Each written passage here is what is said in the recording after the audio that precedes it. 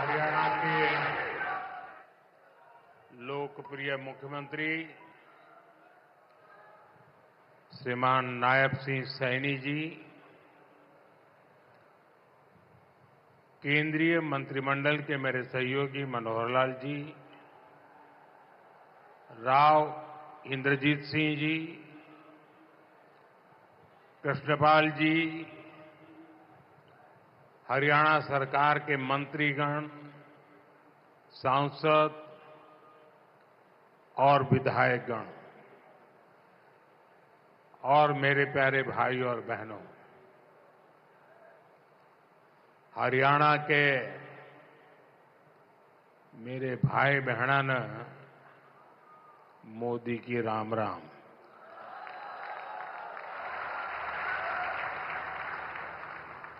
साथियों, आज मैं उस धरती को प्रणाम करता हूं जहां मां सरस्वती का उद्गम हुआ, जहां मंत्रा देवी विराजती है, जहां पंचमुखी हनुमान जी है, जहां कपाल मोचन साहब का आशीर्वाद है, जहां संस्कृति, श्रद्धा और समर्पण की त्रिवेणी बहती है। आज बाबा साहब आंबेडकर जी की 135वीं जयंती भी है। मैं सभी देशवासियों को अंबेडकर जयंती की बहुत बहुत शुभकामनाएं देता हूं।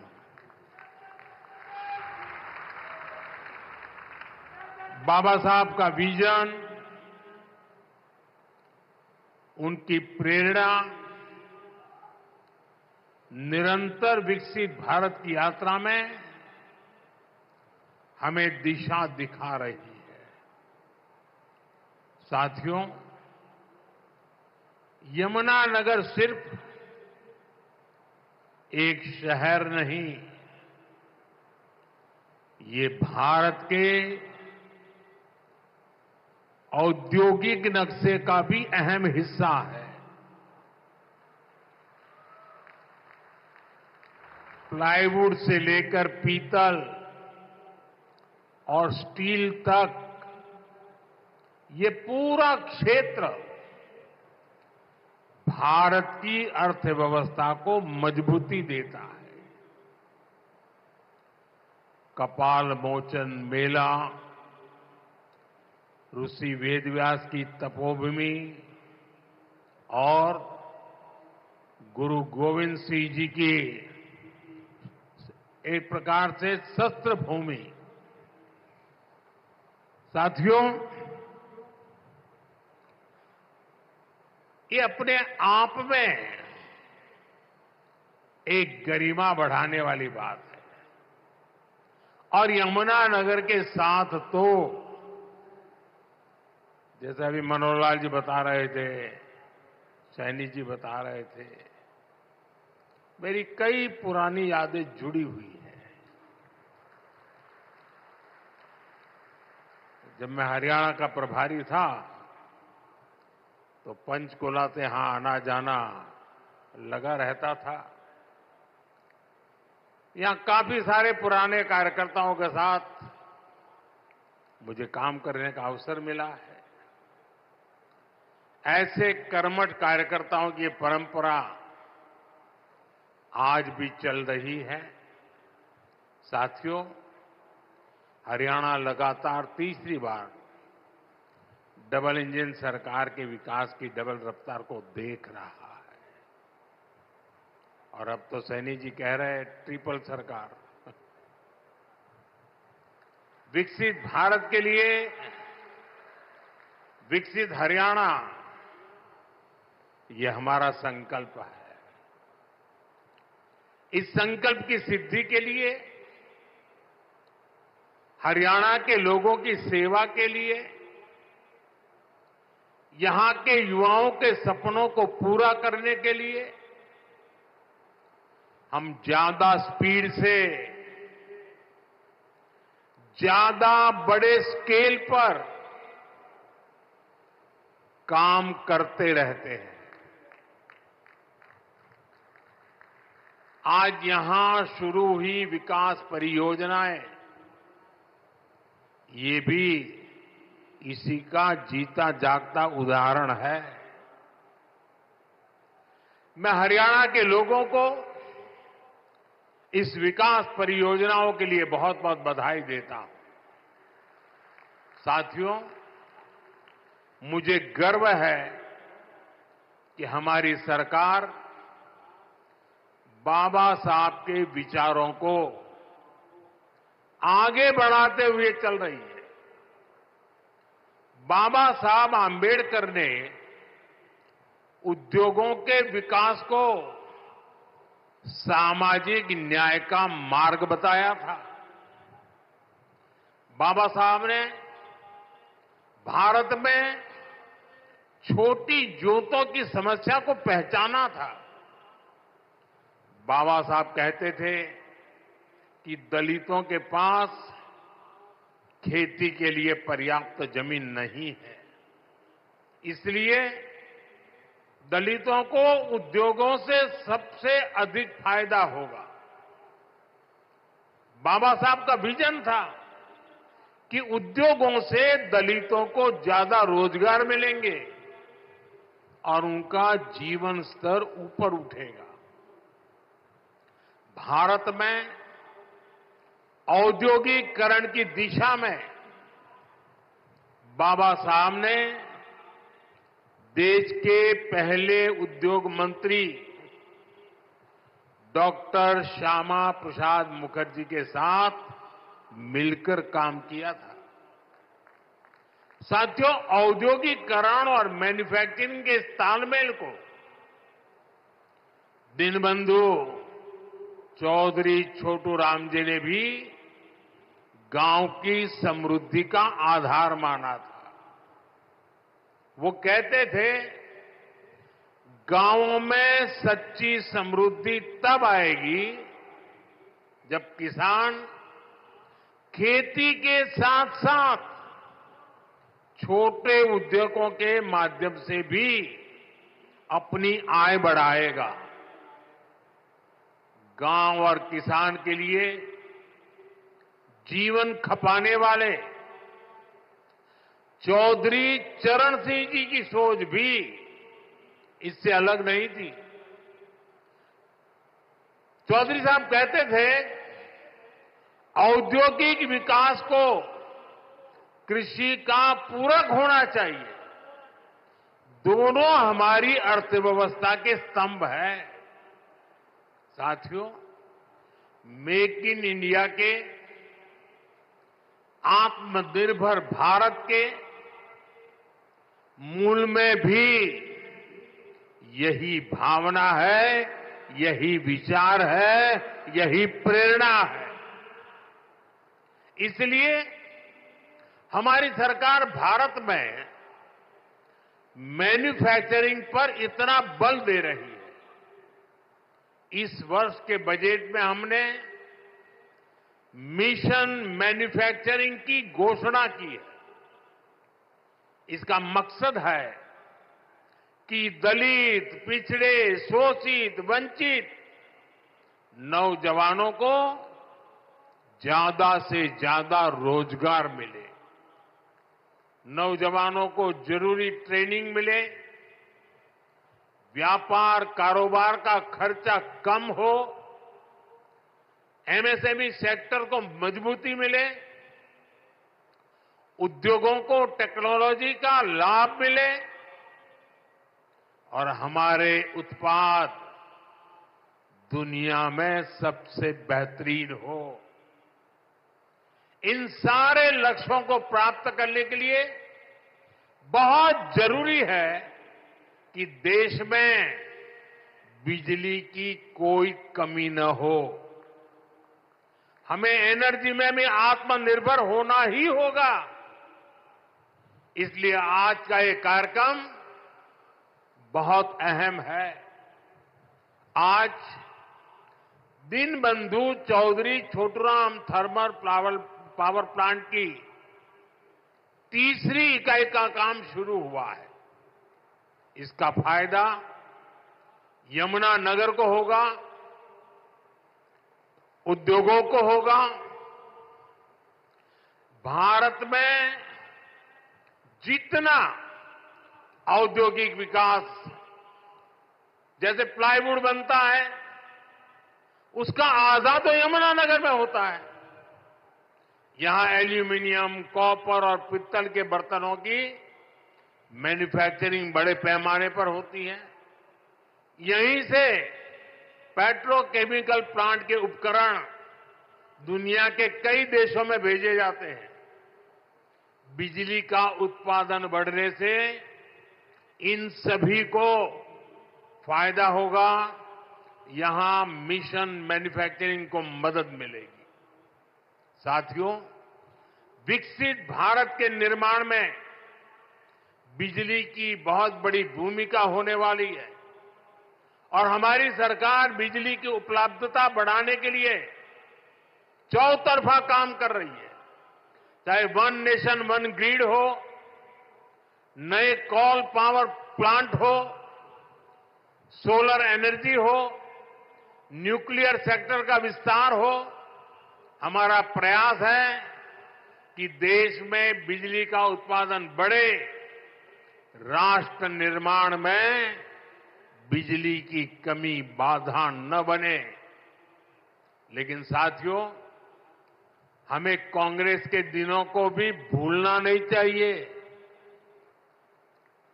हमने 2014 से पहले, जब कांग्रेस की सरकार थी, वो दिन भी देखे हैं जब पूरे देश में ब्लैकआउट होते थे, बिजली गुल हो जाती थी।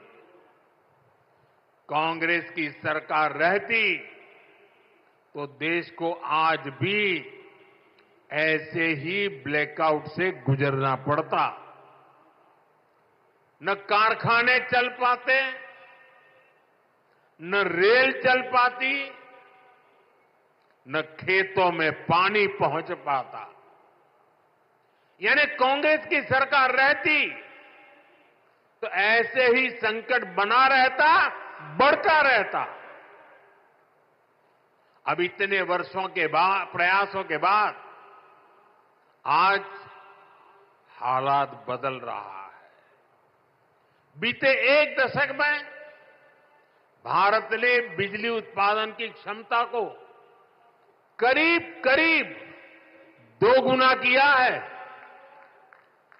आज भारत अपनी जरूरत को पूरी करने के साथ साथ पड़ोसी देशों को बिजली निर्यात भी करता है। बिजली उत्पादन, इस पर भाजपा सरकार के फोकस का लाभ हमारे हरियाणा को भी मिला है। आज हरियाणा में 16,000 मेगावाट बिजली का उत्पादन होता है। हम आने वाले कुछ सालों में एक क्षमता 24,000 मेगावाट तक पहुंचाने का लक्ष्य लेकर के काम कर रहे हैं। साथियों, एक तरफ हम थर्मल पावर प्लांट में निवेश कर रहे हैं, तो दूसरी तरफ देश के लोगों को पावर जनरेटर बना रहे हैं। हमने पीएम सूर्य घर मुफ्त बिजली स्कीम शुरू की है। अपने छत पर सोलर पैनल लगाकर आप अपना बिजली का बिल 0 कर सकते हैं। इतना ही नहीं, जो अतिरिक्त बिजली का उत्पादन होगा उसे बेचकर कमाई भी कर सकते हैं। अब तक देश के 1.25 करोड़ से ज्यादा लोग इस योजना के तहत रजिस्ट्रेशन करा चुके हैं। मुझे खुशी है कि हरियाणा के भी लाखों लोगों ने इससे जुड़ने के लिए अप्लाई किया है और जैसे जैसे इस योजना का विस्तार हो रहा है, इससे जुड़ा सर्विस इकोसिस्टम भी बड़ा हो रहा है। सोलर सेक्टर में नई स्किल्स बन रही हैं, एमएसएमईज के लिए नए मौके बन रहे हैं और युवाओं के लिए अनेक अवसर तैयार हो रहे हैं। साथियों, हमारे छोटे छोटे शहरों में छोटे उद्योगों को पर्याप्त बिजली देने के साथ ही सरकार इस तरफ भी ध्यान दे रही है कि उनके पास पर्याप्त पैसे रहे।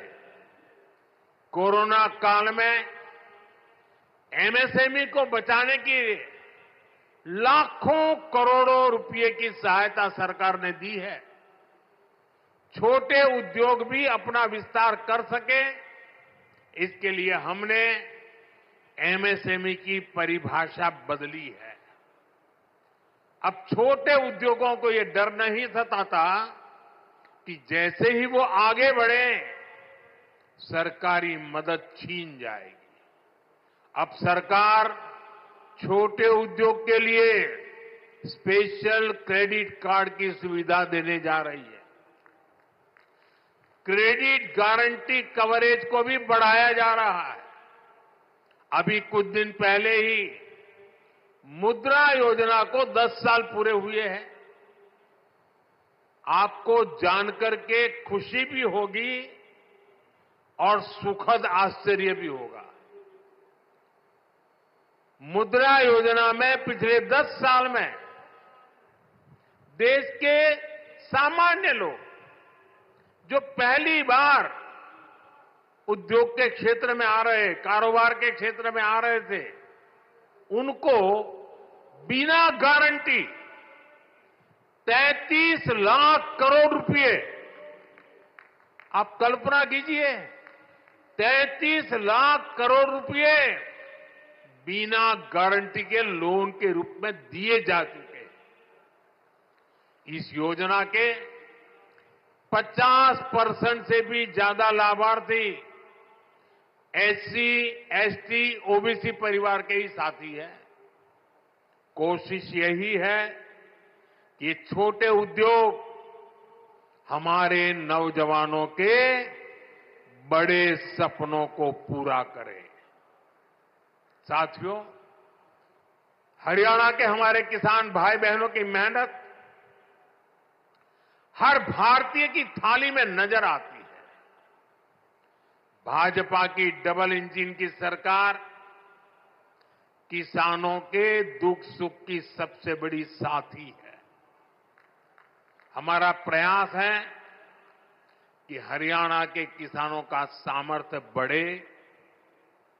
हरियाणा की भाजपा सरकार अब राज्य की 24 फसलों को एमएसपी पर खरीदती है। हरियाणा के लाखों किसानों को पीएम फसल बीमा योजना का लाभ भी मिला है। इस योजना के तहत लगभग 9,000 करोड़ रुपए से ज्यादा के क्लेम दिए गए हैं। इसी तरह पीएम किसान सम्मान निधि से 6,500 करोड़ रुपए हरियाणा के किसानों के जेब में गए हैं।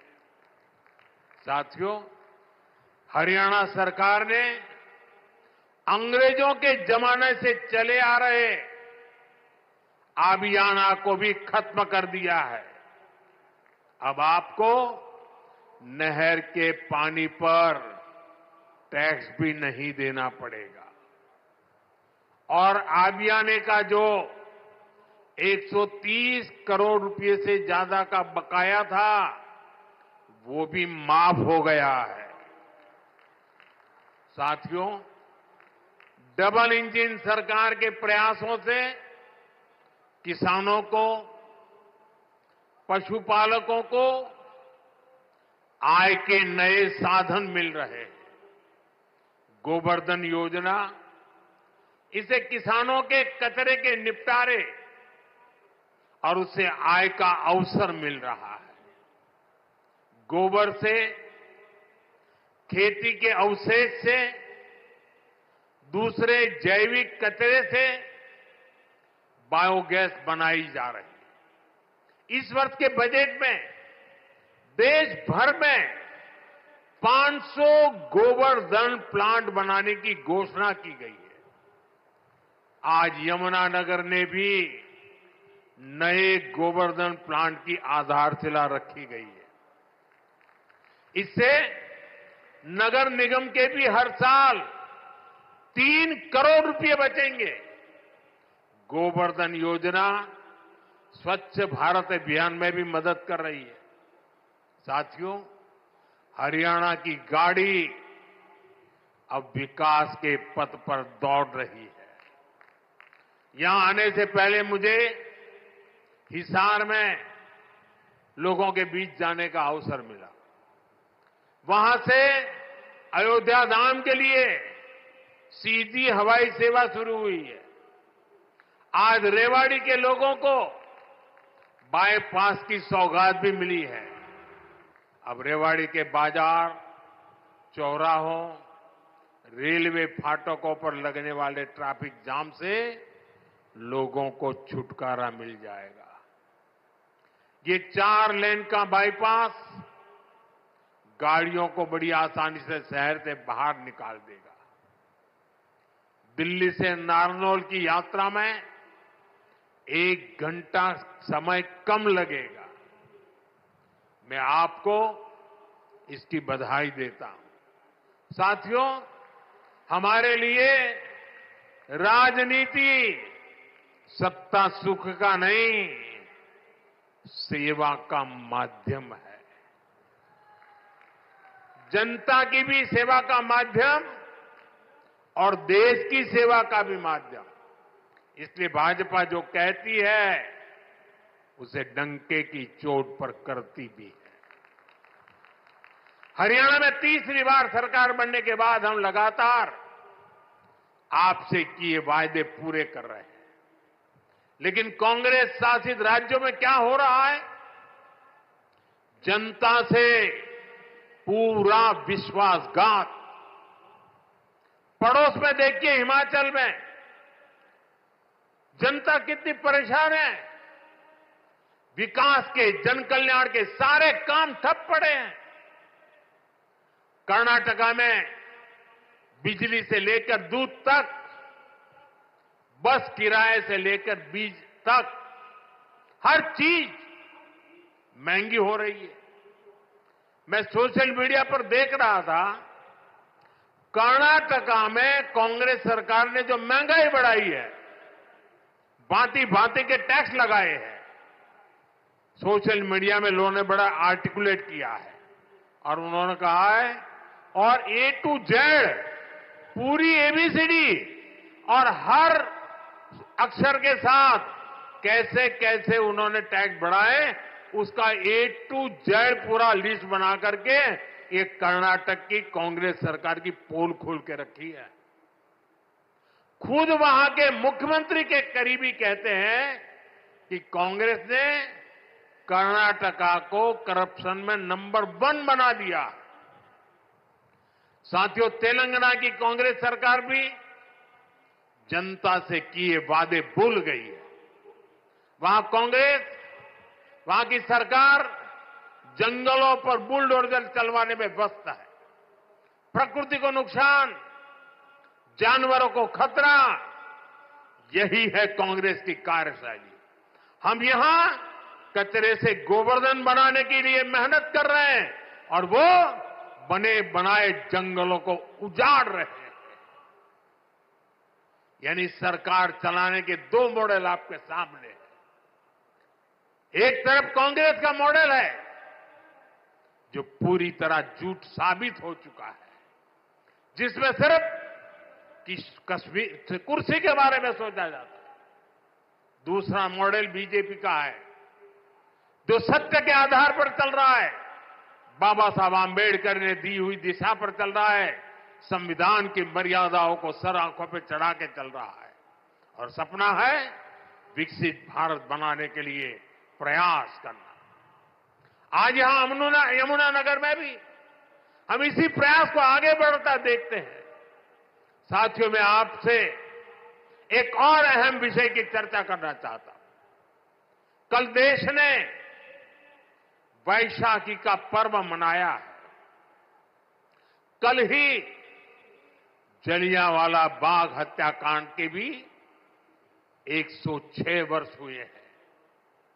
इस हत्याकांड में अपनी जान गंवाने वालों की स्मृतियां आज भी हमारे साथ है। जलियांवाला हत्याकांड में शहीद हुए देशभक्तों और अंग्रेजों की क्रूरता के अलावा एक और पहलू है जिसे पूरी तरह अंधेरे में डाल दिया गया था। ये पहलू मानवता के साथ, देश के साथ खड़े होने के बुलंद जज्बे का है। इस जज्बे का नाम शंकरन नायर था। आपने किसी ने नहीं सुना होगा, शंकरन नायर का नाम नहीं सुना होगा, लेकिन आजकल इनकी बहुत चर्चा हो रही है।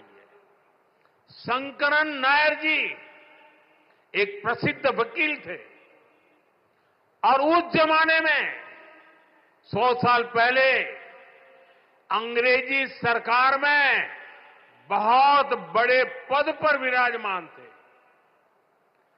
वो सत्ता के साथ रहने का सुख, चैन, मौज सब कुछ कमा सकते थे, लेकिन उन्होंने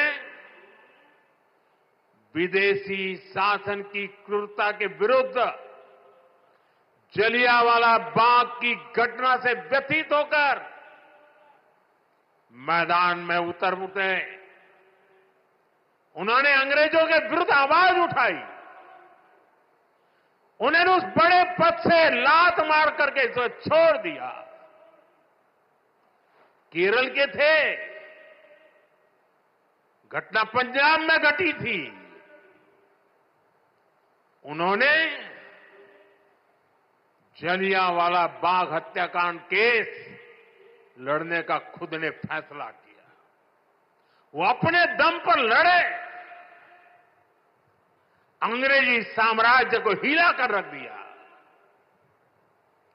जिस अंग्रेजी साम्राज्य का सूरज, जिनका सूरज कभी अस्त नहीं होता था, उसको शंकर नायर जी ने जलियांवाला हत्याकांड के लिए कोर्ट में कटघरे में खड़ा कर दिया। साथियों, ये सिर्फ मानवता के साथ खड़े होने का ही मामला भर नहीं है, ये एक भारत श्रेष्ठ भारत का भी बहुत उत्तम उदाहरण है। कैसे दूर सुदूर दक्षिण में केरल का एक व्यक्ति पंजाब में हुए हत्याकांड के लिए अंग्रेजी सत्ता से टकरा गया। यही स्पिरिट हमारी आजादी की लड़ाई की असली प्रेरणा है। यही प्रेरणा आज भी विकसित भारत की यात्रा में हमारी बहुत बड़ी ताकत है। हमें केरल के शंकरन नायर जी के योगदान के बारे में जरूर जानना चाहिए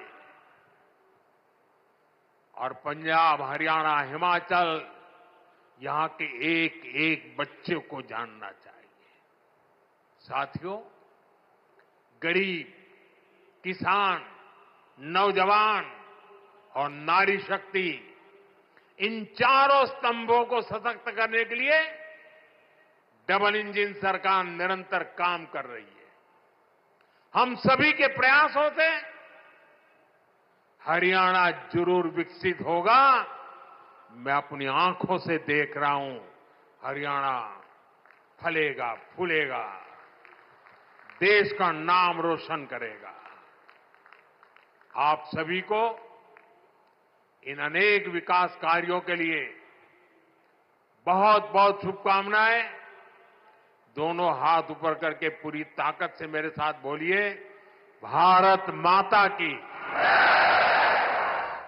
भारत माता की, भारत माता की।